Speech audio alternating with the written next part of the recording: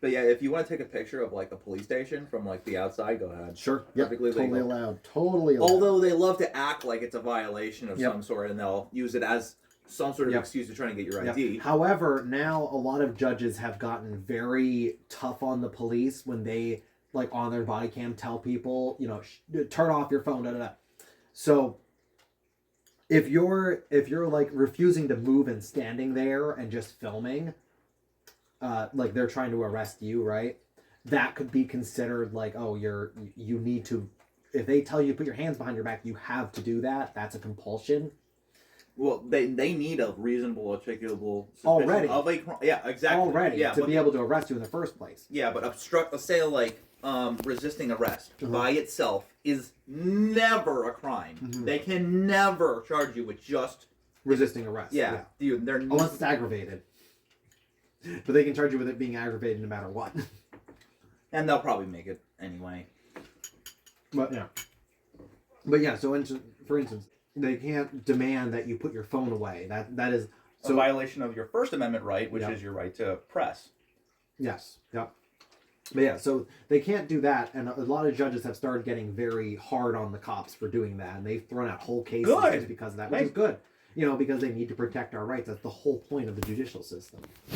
A lot of like the corruption in America literally comes down to it was already existing, but no one can prove it. Oh, but no, now, your channel's getting banned now. But now that everyone has quite literally a multimedia player in their pocket and they can record it, everyone's so much harder. Of course, it's harder to put away, but everyone's like, oh, well, this just came up. No, it's always been there. We just know about it because now we can record it. Yep. Yep, like all the shakedowns and everything. The violation of minorities. Oh, yeah. Oh, they just started doing that. Nope. Yep. Civil asset forfeiture. Oh, my God, don't get me started on civil asset forfeiture. It's all bad. I was thinking about that literally this morning. Yep. You change one, if you change one simple thing in the code of everything, is change it from a civil case to a criminal case. Yeah, exactly. You could fix, so much. Honestly, it would fix it almost entirely. There would probably still be flaws, but just change it from civil to criminal, which would make it... They'd have a burden of evidence. Yes, you would have a burden of evidence for your property. Yeah. And also, you would get a public defender. Yeah, and because that's the big thing, is that they'll take all your money... Exactly, which you no longer have to fight to get your money back. But yeah, no, see, it's one of the most ridiculous things that they're able to get away with that for so long. And a lot of it was because they go after poor people. They go after people that don't have resources. And then nobody finds out about it. Yeah, but now that we have more recording software, now, what's that institution of justice? They're, oh my God, for everything I hear about them, they're saints. Yeah, yeah. They go in and just defend people and defend justice. I believe they partner with the Innocence Project with stuff like that too. And that was another big thing, is the Innocence Project, because I will say some of their cases have been a little iffy with their exculpatory evidence. Some of the times, it's like, does that really mean that the person didn't do it? I don't think so. But the thing is, overall, fantastic. I mean, that's the thing. We always have to question it. Yeah. You know, we have new evidence. We have new ability. Sometimes, though, what they've done is they've gone back and they've said, oh, well, there's no DNA evidence. Well, that's not immediately exculpatory on its own. And again, there might be more to it, because getting access to court cases is also not easy. Really? Oh, well, so it depends. A lot of court cases are behind paywalls, just like scientific journals. And you have to either be an attorney or and be paying a fee to them or something to get access. Unless it's...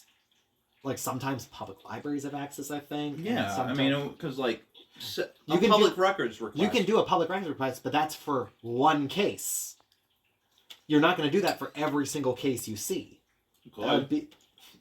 Yes, you could, and then guess what happens? They take a vote at whichever area you're in, that this person is a nuisance, and then they don't have to look at your requests anymore. That is a thing that happened. Yes, that's a thing that happened. And so speaking of, I was watching that new YouTube channel I found about, like, good outcomes in court cases, right?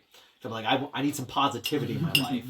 So I was watching those, and there was one where the town council had, this guy was just this lady, she was filing hundreds of FOIA requests towards the school district because they refused to talk to her about anything to do with curriculum because she was concerned because they had changed her child's name without telling her on the school records. What? Because the school decided her child was trans and convinced their child they were trans. I think I've heard about this. And so she submitted hundreds of FOIA requests to find out about what was happening in the curriculum to do this. And they voted that she was a nuisance and they don't have to honor her requests anymore. Now this went to the court, the state court, and the judge was like, that's insane. Like, she's asking about educational questions. This isn't like that. Being able to ignore it is supposed to be for like complete trash requests, like requests that are just unreasonable and why stupid. did my son receive a burger instead of a hot dog? That's even still like related to school. This is for stuff that's like completely unrelated. Like you submit 500 requests for the same thing. Oh yeah. Or you submit requests for like why is this teacher employed here? It's like, well, that's not any of your business. That's not important. You know, like it has to be something you actually have a stake in. Yes, like if it's your child. Mm-hmm. And so like that's the thing though, that like with FOIA requests, it still is consideration even on the federal level. Like, do you have a stake in it? But the thing is that a court case that affects everybody, because guess what? Ignorance of the law is no excuse in the United States. So if it involves law, you have skin in the game. You have, a stake in it. Yeah, like especially if you're a lawyer, like you said. No, you don't have to be a lawyer. If you were a lawyer, you generally don't even need FOIA requests. You're just a part of these. Okay. Say you are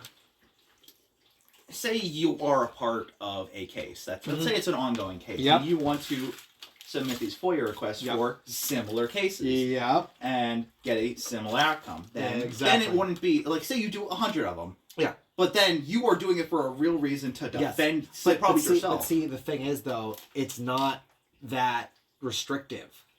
Because it is a matter of law, you are an American citizen, you have an interest in that because that law and that ruling affect you no matter what it was. It could be about farming cattle in Ohio.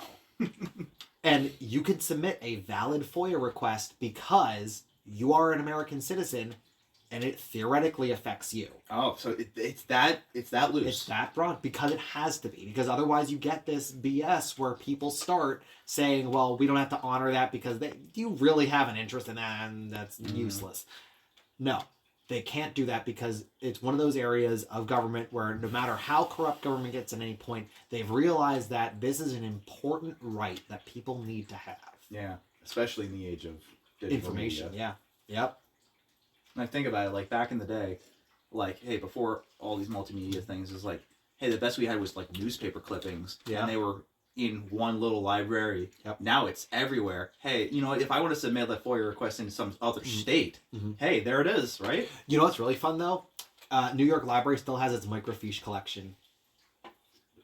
Is that the thing where they put it under a projector? Yeah. Okay. Yeah, they still have that collection to keep all the old newspapers. Yeah, which is good. Keeping old history, even if it's in a unpractical way. And I think there's a project to try and like copy some over because the old celluloid can burst into flames. Oh yeah. Old. It could literally just deteriorate because it's paper. Yeah, and it turns into, I believe, nitroglycerin.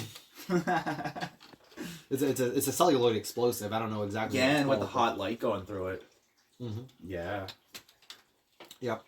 But I believe that if it converts, it is a touch-sensitive explosive, not a thermal explosive. So we're creating little bombs in the paper. Yeah. Yep. Yep. Oh my god, I'm sorry. Goodness. Man. Yeah. Oh yeah, there's some great content. Content.